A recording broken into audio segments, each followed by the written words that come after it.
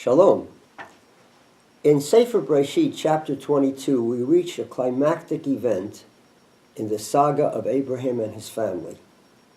God tests Abraham. He's called upon to take Isaac, the son he has waited for his entire life, and offer as an olah, as a burnt offering. The complexity of this narrative is such that virtually all the Parshanim felt constrained to comment on it. And it's not surprising that they left us, and in our own day continue to leave us, with varied and sometimes contradictory interpretations. The rabbis portray Ishmael as lording over Isaac, because he, Ishmael, underwent circumcision as a teen, when it is not only much more painful, but could also have aroused resistance. And in the Midrash, Isaac retorts that while Ishmael was willing to lose one part of one organ, he, Isaac, would even be willing to sacrifice his life if asked to do so.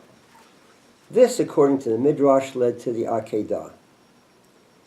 Other people looking at the story see the key to the story in the felt need of the rabbis to respond to what has been called the scandal of a particularity. What does that mean?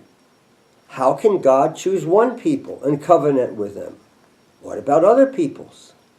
In this interpretation, Abraham's willingness to sacrifice his son offered evidence of his total faith and the worthiness he incurred to have the brit with God. For those of us who are tasked with teaching this story to children and teens, the challenge is to present it honestly in all of its complexity and yet with reverence for the Torah. As I said to you in an earlier comment, you have to begin with yourself. How do you feel about the story? Putting yourself in the places of Abraham, of Sarah, of Isaac, how do you feel about it?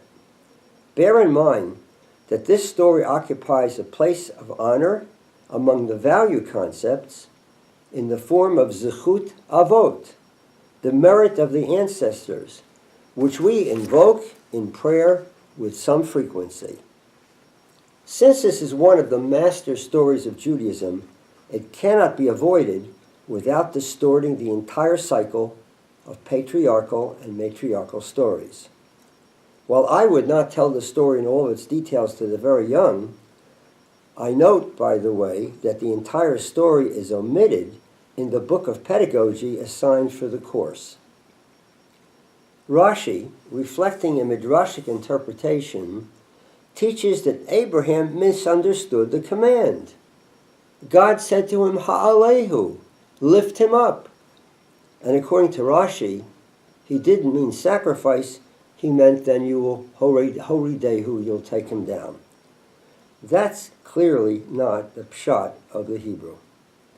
Another midrash claims that Abraham inadvertently killed Isaac, and Isaac had to be resurrected. So Isaac, in that story, is credited with the bracha, Baruch atah Adonai mechayei hametim.